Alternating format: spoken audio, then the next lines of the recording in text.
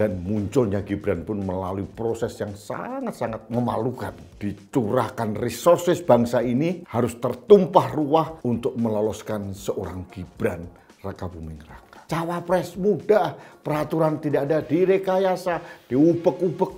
Mahkamah Konstitusi mudah. Semua privilege ini membuat Gibran menurut saya agak besar kepala.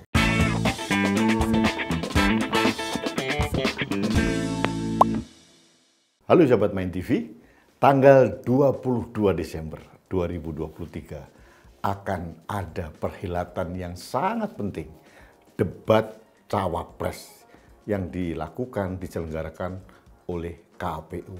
Nah, ini menarik sekali karena rakyat Indonesia menunggu. Kalau kemarin debat Capres sudah pasti semua orang tahu. Paslon nomor urut 2 nyungsep, Pak Anies cukup pede, Pak Ganjar luar biasa. Itu yang terjadi di debat Capres. Nah, sekarang debat Cawapres. Kita semua menunggu apakah sang putra mahkota yang bernama Gibran Rakabuming Raka akan tampil prima. Ini menarik sekali. Karena apa?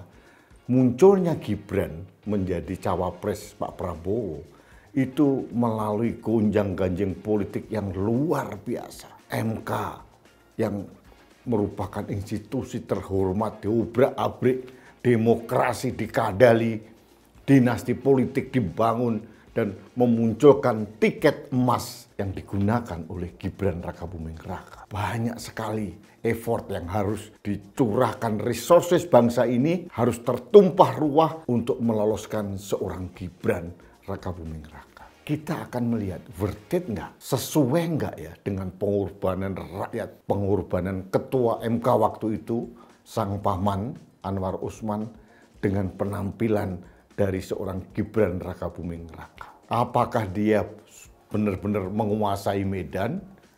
Karena selama ini dia selalu menghindari debat. Undangan dari media televisi ini, undangan dari kampus ini, dari kelompok ini selalu ditolak. Dengan alasan dia hanya akan meladeni debat resmi oleh KPU. Ini yang kita tunggu. Yang terakhir kemarin, mahasiswa menggeruduk Balai Kota Solo hanya sekedar ingin berdialog dengan Gibran, ternyata ditolak juga. Bagi saya ini bukan sekedar tentang Gibran atau Prabowo, tapi ini juga pertaruhan seorang Jokowi. Karena apa? Anak sulungnya ini sudah disodorkan dengan proses yang sangat instan dan memaksakan diri akhirnya tampil menjadi cawapres. Dari semua sisi kita harus akuilah Gibran ini belum layak. Dan munculnya Gibran pun melalui proses yang sangat-sangat memalukan. Bahkan sudah terbukti. Majelis Kehormatan MK memutuskan bahwa putusan nomor 90 lahir dari ketua MK yang cacat moral dan cacat etik karena ada konflik kepentingan di situ. Majalah Tempo pun juga tidak kalah seru menobatkan Gibran, anak haram konstitusi katanya. Nah, sekarang pada saat debat Cawapres, ini seseru debat Capres atau tidak? Di sana ada Profesor Mahfud MD. Rekam jejak Mahfud MD sudah terlalu banyak rekam jejak beliau. Dia guru besar, menteri, anggota DPR, pernah menjadi ketua MK. Komunikasi publik seorang Mahfud MD sudah tidak terbantahkan. Kemudian Caimin, ini juga tokoh yang luar biasa. Politisi murni, sudah terbiasa menghadapi masa. Ini yang akan dihadapi oleh Gibran. Sosok yang baru 2 tahun menjadi wali kota. Dan menjadi wali kota pun atas dorongan yang luar biasa dari bapaknya. Sekarang dipaksakan menjadi calon wakil presiden. Rakyat menunggu. Jadi saya bisa katakan ini pertaruhan keluarga Presiden Jokowi. Apakah Gibran akan memuliakan keluarga Jokowi dengan tampil prima di debat atau sebaliknya akan mempermalukan Jokowi dan keluarganya. Kalau ini terjadi, pengorbanan kita, civil society, mahasiswa, kita semua bergerak, berteriak, menyelamatkan reformasi sia-sia. Karena hasilnya hanya seperti ini. Ini yang saya sesalkan. Saya berharap Gibran tampil prima. Jangan mempermalukan anak muda. Itu harapan saya. Meskipun jujur dari hati kecil saya melihat rekam jejak seorang Gibran, saya nggak yakin. Kita sudah sering melihat beberapa kali Gibran ditanya orang, pertanyaannya panjang, jawabnya cuma pendek. Ditanya A, jawabnya B. Dan selalu dengan kalimat-kalimat pendek yang kadang-kadang agak nyelekit. Jam 9 pulang ya, saya mau tidur. Kemarin waktu di KN ada indikasi dia agak mengabaikan tetua adat di sana katanya. Karena asik untuk membagikan PIN atau apa namanya. Tapi ya nggak salah juga. Dia merasa anak presiden bisa berbuat apa saja.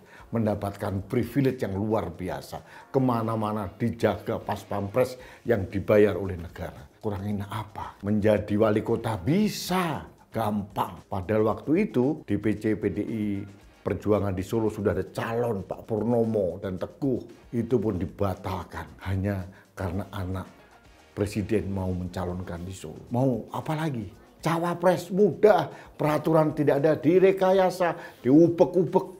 Mahkamah Konstitusi mudah. Semua privilege ini membuat Gibran menurut saya agak besar kepala. Tapi ini prasangka, belum tentu benar. Kita akan lihat tanggal 22 Desember nanti apakah Gibran bisa tampil prima, tampil mewakili generasi muda, milenial, dan tidak mempermalukan diri sendiri. Dan yang paling penting, tidak mempermalukan ayahnya, yaitu Presiden Joko Widodo. Ini pertaruhan besar. Mari kita simak tanggal 22 Desember tahun 2023. Tampil seorang Gibran Raka Buming Raka. Apakah ini sesuai dengan harapan kita? Kita tunggu saja tanggal mainnya. Baiklah Sobat Main TV, kita bertemu kembali dalam Rudy's Main berikutnya. Sampai jumpa.